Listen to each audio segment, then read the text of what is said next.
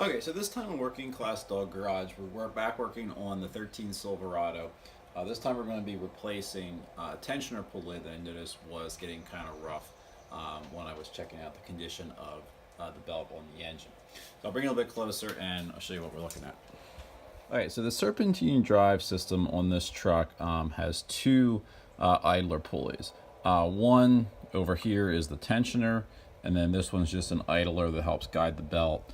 It goes around the alternator, down around the power steering pump down there, water pump, and then down around the crank pulley. The AC is driven by a separate small belt down there in the bottom that has no tensioner on it at all. It's just it's like a stretch belt. It goes over and maintains its own tension. What I noticed when I was changing the coolant in this truck was that this tensioner pulley over here is a little rough. The idler sounds pretty good, so I'm going to go ahead and throw a tensioner pulley on it just so when we're out on the road we know that we're not going to have any problems. So I'll walk you through that process as I'm doing it. Alright, so it is a 15 millimeter wrench. We're going to put the wrench on, and we first have to take the belt off, obviously. So I'm going to put the wrench on, and I'm going to push it down. I'll slip the serpentine belt off, and I'll move it off of the tensioner pulley. I'm going to use that same wrench to loosen the bolt holding the tensioner pulley on, just the same one you use to release the tension. I'm going to switch to a ratchety wrench here just to make it go a little faster.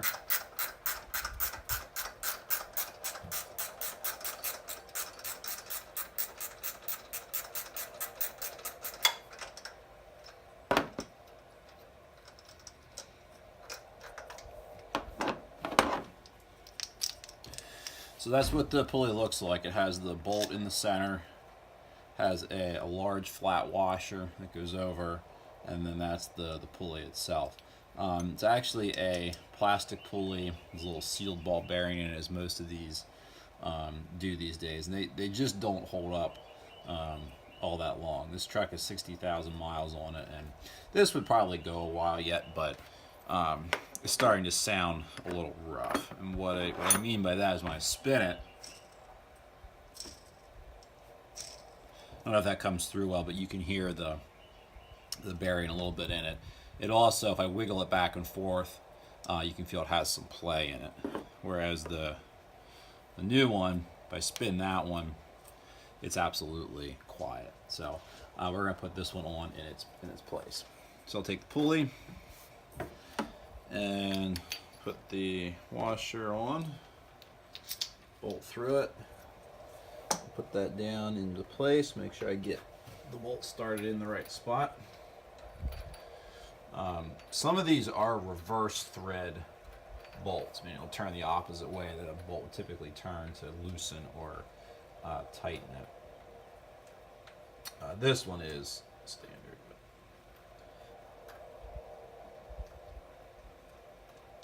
I'm going to make sure the pulley's seated all the way back and centered on the tensioner so it goes where it needs to go. It doesn't sit crooked. Go ahead and tighten the bolt up. Keep a little pressure in on the pulley as I'm tightening it, just to make sure it's in that correct spot.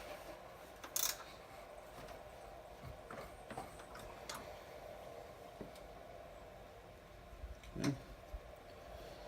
One there, good and tight.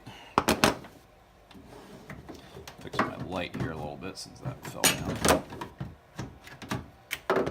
Get this so it's still clear. And then to put the belt back on, you want to, of course, make sure you have it in the right routing or routing, depending on how you say that. Sometimes it's pictured on. I don't think this one actually has it under the hood. It is in the manual.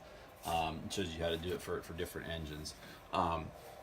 When you put this back on, what I like to do is to get it on all the groove pulleys.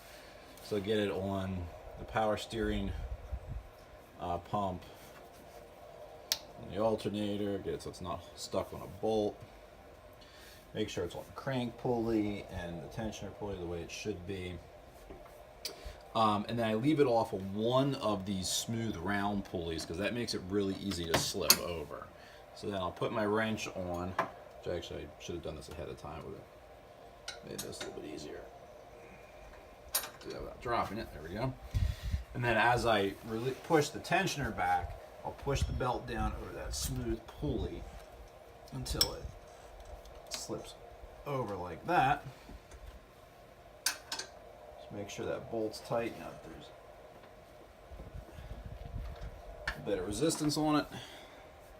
I'll just double check, make sure the belt is seated on the pulleys all the way around. And then you can start it up and check it. You should be good to go.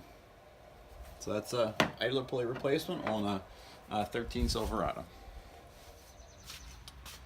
Okay, so it's a day later, and I started the truck up and noticed that the tensioner pulley was making a little bit of a funny sound. And as I was looking at it, what I noticed was that there's this washer that goes under the bolt and then through the pulley and into the tensioner. And the noise was coming from this washer dragging on these ribs that are in the pulley. So I tried putting the pulley on both ways. I did it both ways.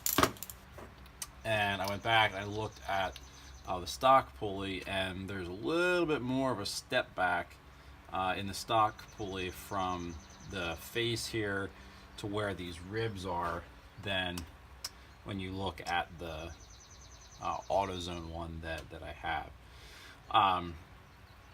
So I looked at other ones. There is an AC Delco, but it's not in stock. This was the Duralast one. So I think what I'm going to do, because I have this one, I don't feel like trying to go back and hunt the parts store, is I'm going to grind just a little bit off the edge of this washer to get a little bit of clearance. I believe this is the one there to provide some shielding so the dust and dirt doesn't go right onto the bearing surface there. So I'm going to take off just a little bit of the lip there, just to make a little bit of clearance without affecting what the purpose of the washer is. So we'll give that a try and see if that fixes the problem. Alright, so I ground down the edge of the washer there, and by hand, when I hold it in there, it seems like it clears. So I'm going to go ahead and put it back on the truck, start it up, and we'll see if the noise is gone.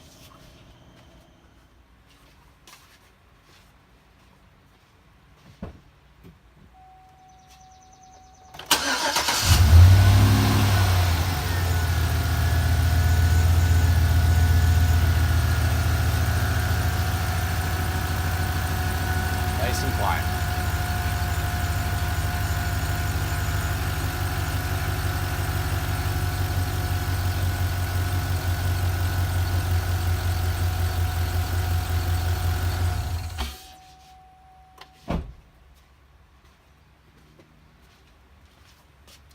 Alright, so if you did hear, there is a little bit of a belt squeak in this truck. I changed the coolant, and coolant got all over the belt because of the way you have to drain it.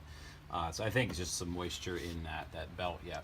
But that is something to be aware of. If you're getting one of these pulleys and you're picking it up aftermarket, double check and make sure that you do have enough clearance on that washer. I don't know if there's different washers that they plan on you using, but I've had this truck since new. It's the original factory washer on it, so that's the way most of them are going to be as far as I know. So just something to be aware of.